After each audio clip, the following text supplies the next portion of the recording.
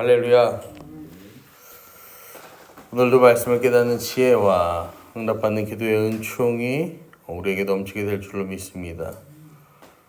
이 헬라어에서 신약성경에 나타나는 이 사랑은 세 가지인데 아가페, 그리고 필리아, 이 에로스라는 단어입니다. 이 세 단어는 부부가 세상을 살아가면서 어떻게 사랑해야 하는지를 우리에게 알려줍니다. 먼저 하나님께서 우리에게 보여주신 사랑을 아가페라고 하는데요. 이 아가페의 사랑은 요한복음 3장 16절에 잘 나와 있습니다. 하나님이 세상을 이처럼 사랑하사. 이 구절에 등장하는 사랑은요, 죄인이 된 인간을 위하였어요. 독생자를 아낌없이 내어주는, 말로 다 설명할 수가 없는 이 무조건적인 하나님의 일방적인 사랑. 여러분, 그 사랑을 이야기합니다.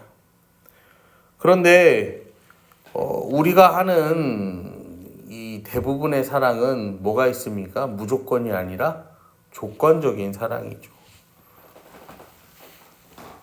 심지어 지금 이 시대에는요, 부부 간에도 가족 간에도 이 조건을 두고 사랑하는 시대가 되었습니다. 말로는 기대하지 않는다, 사랑하는데 무슨 이유가 있냐라고 하지만 깊이 들어가 보면은 다 기대하는 게 있어요. 여러분, 이 아가페의 사랑이라는 것은 무엇 때문에 하는 사랑이 아니라 그럼에도 불구하고 하는 사랑임을 기억하시기를 바랍니다. 특별히 우리가 이 하나님께로부터 배워야 할 사랑이 바로 이 아가페의 사랑입니다. 예수 그리스도의 십자가 죽음을 통해서 전혀 다른 차원의 은혜와 사랑을 우리에게 베풀어 주셨습니다. 이전까지 그리고 그 이후에도 세상에서 듣지도 보지도 못한 사랑이 바로 우리를 향한 하나님의 사랑, 이 아가페의 사랑입니다. 여러분, 특별히 이 사랑이라는 것은 우리가 노력으로 이루어낼 수 있는 게 아니죠. 내가 저 사람을 사랑해야겠다라고 생각하고요, 노력하면요, 여러분 사랑이 됩니까? 그렇지 않아요. 그런데요, 하나님께서는요, 조건 없이 우리와는 다른 이 아가페의 사랑의 본을 보이셨어요. 그래서 우리도 이 부부의 관계 안에서, 이 가정 안에서요, 아가페의 사랑을 실천해야 되는 거예요. 무엇 때문에 하는 사랑이 아니라 그럼에도 불구하고 이 사랑하며 그 결혼의 생활을 살아가는 저와 여러분 되기를 축복합니다. 두 번째는 이 필리아라는 사랑입니다. 필리아라는 것은 상호 보완적인 사랑을 의미하는데요. 이거는 뭐 형제애, 우정 이런 것들을 뜻하는 표현입니다. 여러분, 부부 사이에도 이런 우정이 필요하죠. 왜 그런 말을 우리가 가끔 봅니다. 두 분은 뭐 어떻게 사랑하시나요? 그러면은 사랑이요? 저희는 이제 전우애로 살죠. 막 이제 그런 얘기를 하잖아요. 여러분, 그게 이 필리아의 사랑이라는 거예요. 성경에서 이 필리아를 가장 잘 보여주는 대표적인 인물이 이 다윗과 요나단이 됩니다. 사실 요나단과 다윗은 경쟁 관계에 있는 사이죠. 그럼에도 불구하고 요나단은 다윗을 정말 지극히 사랑하고 지극히 보여줘요. 이 우정이요, 어디까지 깊어질 수 있는지 보여주는 게 이 다윗과 요나단의 이 사랑입니다.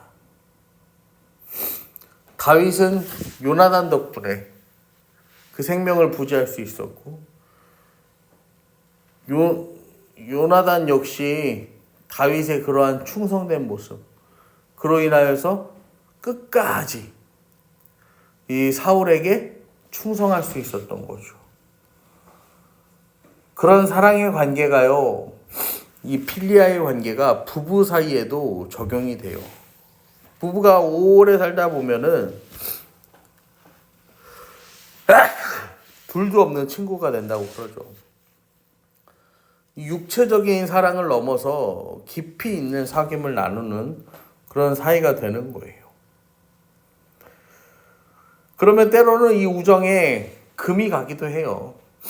그런데요, 여러분, 금이 가도 시간이 지나면 다시 회복을 하는 거죠. 서로에게 아무것도 하지 않아도 그냥 좋고 편안한 관계가 되는 거예요. 이 가정에 여러분 그러한 필리아가 필요합니다. 가정은요, 그냥 뚝딱 만들어진 게 아니라 어떤 가정은요, 날마다 벽돌을 하나씩 쌓아서 이 만들어가는 과정이 필요한 거예요. 그래서 아무리 가족이어도요, 관계가 좋을 때도 있고 안 좋을 때도 있죠. 하지만 점점 세월이 지나면서요, 그 우정의 필리아를 쌓다 보면요, 서로가 서로를 사랑으로 견고하게 받쳐주게 됩니다. 그래서 특별히 아이들을 키울 때에는 이 서로를 바라보는 시간을 갖기가 어려워요. 그렇지만 아이들이 크고 나면 부부는 이전보다 훨씬 더 이 만족한 시간을 보낼 수 있습니다. 그래서 더 이상 이 배우자가 최고의 친구가 되는 거고, 이 소울메이트가 되었어요. 살아갈 수 있어요. 여러분, 이 부부 관계에도요, 가정에 필리아가 이렇게 필요함을 기억하시기를 바랍니다. 마지막으로 세 번째는 이 에로스의 사랑이 부부 관계에 필요합니다. 이 부부의 관계는 단순히 일방적인 사랑, 그리고 이 깊은 우정의 사랑만 가지고는 지탱할 수 없습니다. 이 에로스란 관능적인 사랑, 이 성적이고 선정적인 사랑을 말합니다. 아가서를 보시면은 솔로몬과 술람미 여인의 사랑의 이야기가 나오는데, 이게 에로스의 사랑의 이야기죠. 이 부부의 친밀한 성을 만드신 분은 하나님이십니다.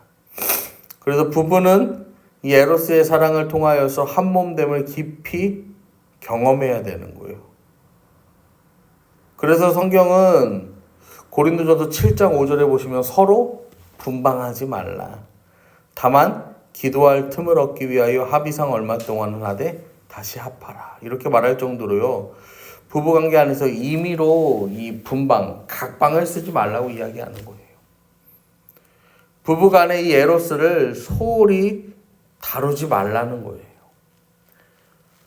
여러분, 이 현대사회의 가정들은 사실 너무 많이 분방합니다. 그리고 이 에로스의 관계가요, 부부의 에로스의 사랑이요, 피하는 가정, 그리고 의무적으로 행하는 그런 과정도 너무 많이 있습니다.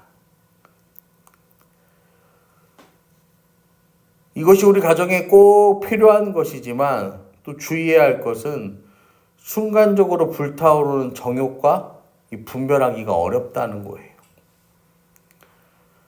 여러분, 하지만 정욕은 그 불이 꺼지면 고통뿐이에요.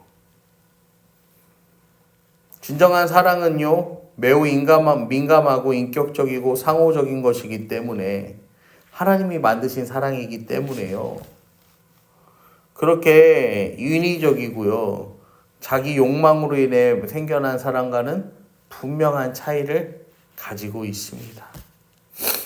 또한 이 에로스의 사랑은요, 반드시 언약의 관계 안에서 다루어져야 합니다. 무슨 말이에요? 합법적으로 이 맺어진 부부의 울타리를 벗어나면 안 된다라는 거예요. 여러분, 하나님은요, 부부라는 관계 안에서만 이 에로스의 사랑을 누릴 수 있도록 우리를 디자인하셨습니다.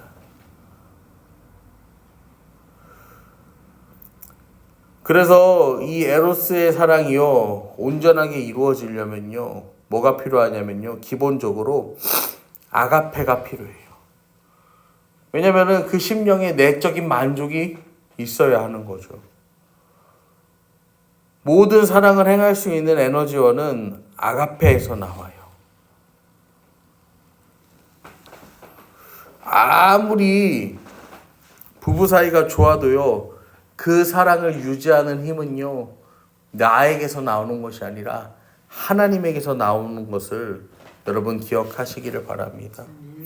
이렇게 아가페와 필리아, 에로스, 여러분 이 세 가지 사랑을 통하여서 우리가 알 수 있는 것은 사랑은 이 수학처럼요 간단한 등식이 아니야. 에로스 그러니까 에로스, 뭐 아가페 그러니까 아가페, 이렇게요 딱 떨어지는 게 아니에요.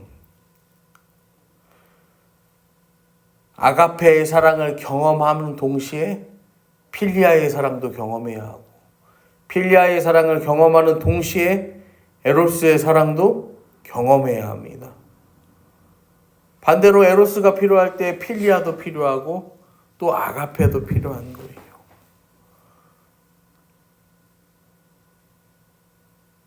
인간은요 하나님께서요 자기 형상대로 지으실 때 이 수직적으로만 사랑받는 관계가 아니라 수평적으로도 사랑받는 관계로 만드신 거예요. 여러분 부부 생활을 하다 보면요 이 결혼을 하고 결혼 생활을 하다 보면은 때로는 아가페의 사랑이 필요할 때가 있어요. 때로는 필리아가 필요할 때도 있고 때로는 에로스가 필요할 때도 있어요. 여러분 사랑이 없으면 아무것도 아닙니다. 결국에는 사랑만 남습니다. 사랑한 것만 영원한 거예요. 오늘도 우리가 함께 오늘 말씀을 붙잡고 함께 기도하실 때요. 특별히 하나님이 5월의 첫날 우리가 기도할 때 이 가정을 위하여서 우리가 기도하는데 특별히 먼저 이 가정에서 부부를 위하여 기도하기 원합니다.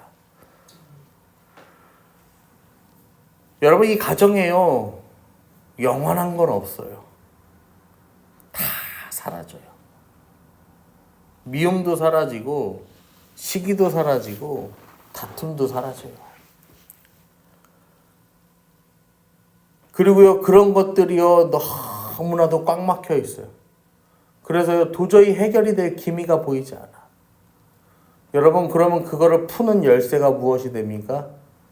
사랑이에요. 사랑. 남는 건 사랑밖에 없습니다. 여러분 아가페의 사랑, 필리아의 사랑, 또 에로스의 사랑, 그 세 가지의 사랑이요 저와 여러분의 가정 가운데 우리 세빛가족 모두의 가정 가운데 충만하기를 간절히 소망합니다.